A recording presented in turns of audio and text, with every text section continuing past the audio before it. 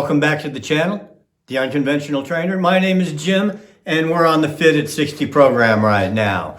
This is a program that is good for all ages, but I'm finding since I named it Fit at 60, I've gotten a couple of new senior subscribers that are subscribing to my channel, and they are basic learning.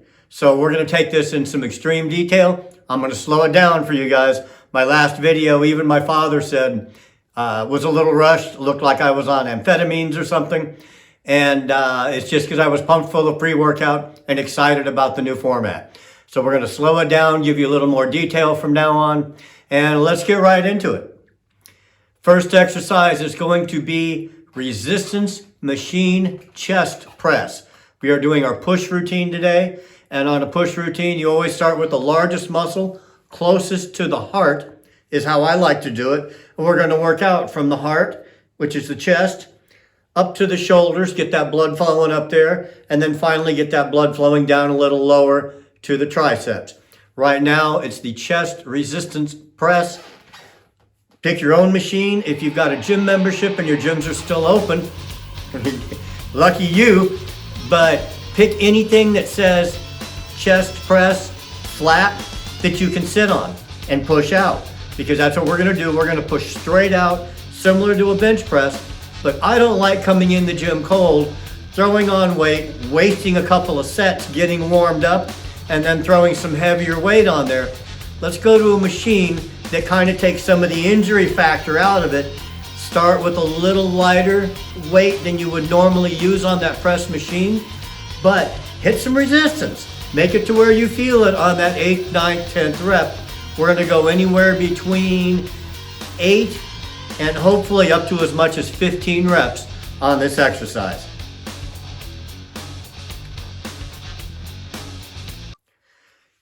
Set 1, which we call our warm-up set, is in the books. For set 2, we're going to use the same form. We're going to bring it in and we're going to tilt those pinkies towards each other. That's going to pinch the chest and really hit your contraction and peak hard. You hold that for a brief second before you release. We're going to add a little bit more weight. Now our second and third sets are going to be our working sets on this one, where we're actually working until failure. Okay, I need the 4 horsemen, my coaches, to listen up right now. I am planning on competing, as you know. My chest is my weakest area in the upper body. That is very common with most people over 40, 45 years old. They just don't have that nice, hard, firm pec that a 25-year-old would. It's genetics. It's what happens to us as we age. And I'm having the same issues right now. So I want you guys to criticize as much of this as necessary. What we're going to do on this one, we're going to go incline next. We're going to grab some dumbbells and we're going to do an incline chest press. A lot of that chest comes from, and Arnold was famous for this. This one I will give him credit for. He had a chest that came up before it came out. It was all upper with him and he had a very nice split across here. I have the split, but I need more size. Hey, and I figure that is the best way. Believe it or not, back in our day, we used to think this up here was a separate muscle than this right here. It is not. Genetically, or not genetically, but kinesiology majors will tell you, again, I'm going to give them some credit this time. They will tell you that there's one muscle up there, but there's various angles at which you can work it to highlight the different areas.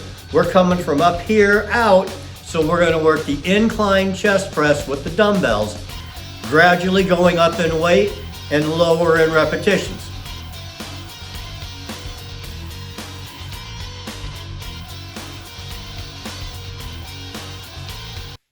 With your incline press, the higher the incline on that bench is, the more upper it works and the more difficult the exercise is.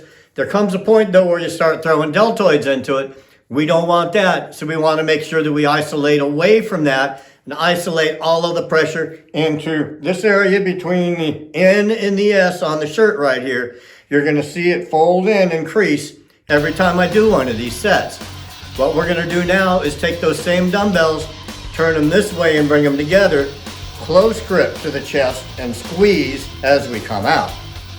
On your close grip incline press, you want to push in a slight, not just straight out, you want to press slightly up towards the forehead when you finish. Give it a nice little arc there by bringing your elbows up, and don't totally lock out on any of these chest exercises. Keep constant pressure on that pec. Now that we beat the chest up pretty good, mine feels like I've taken a meat tenderizer and had somebody that weighs about 300 pounds just pound the living you-know-what out of it. But now that we're at that point, in my opinion, now is the time to load up some weight on that incline barbell press, and let's get some heavier presses in to finish this off. Focus on this one. You can't physically do it, but this is what I want you to imagine and to attempt. As you press up, try to take that bar and squeeze it together. You won't be able to squeeze it, obviously. It's a lot stronger than you are. But that's what I want you to do with your hands. Don't just push up and your hands sit there. Push up and try real hard to squeeze the focus as you press up on bringing your hands together, and it'll pop that chest out for you, causing it to grow. That's what we want to do here anyways, right? I like to get 4 sets of those incline press in to kind of finish the chest off, but I like to double them up the last 2 sets or supersets. As soon as you drop the bar, you're going to come over and you're going to grab your dumbbell by the head of the dumbbell, the top of it, and a lot of guys, when they do their pullovers, you'll see them on the bench and they're arched way back and that dumbbell's way over their head. First of all, that's horrible for you. That puts your rotator cuffs in a position they shouldn't be in, and you overstretch and can pull a muscle. Secondly, they're working their lats with that exercise if they do it right. But chances are they're combining that and the chest version. What the chest version is to look straight up, not back with your head, but look straight up. Take that dumbbell back till you can't see it anymore. That's about this far. That's as far as you go. Now, as you come up, squeeze that dumbbell and try to break it. Squeeze it as hard as you can. Again, popping the chest out. If you want to work your chest, you have to squeeze that dumbbell all the way to the chest. So you're going to finish right at the lower end of the pec before you take another big inhale, stretch that rib cage out, go back and repeat it. So it's a little less motion at the top of the exercise, a little more motion down here. That's the difference between working chest and back with this exercise. Go with a light weight to start till you get your form right.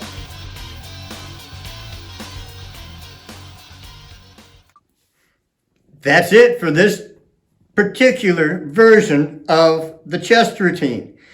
Now, in 3 days, I'm going to turn around and flip this and work it again.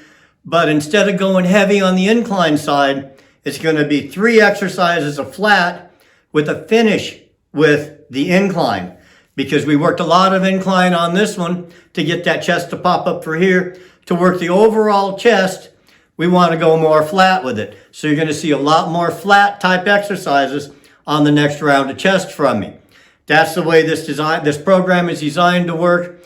You want to do a total of maybe 12 to 14 sets twice a week. That's going to give you a total of somewhere between 24 and 28 sets a week for your chest. That's a lot of sets, but that's the way we do it around here. We lift it heavy because there's no such thing as staying the same. You're either striving to make yourself better or you're allowing yourself to get worse. Right, Boris?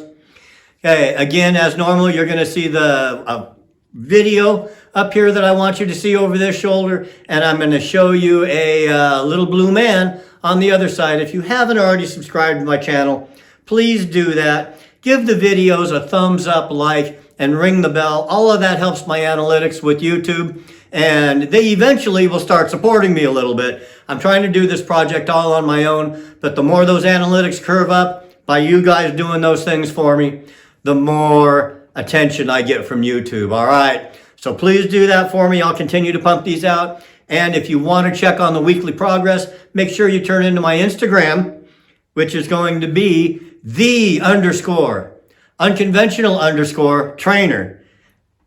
That's the Instagram name. All right?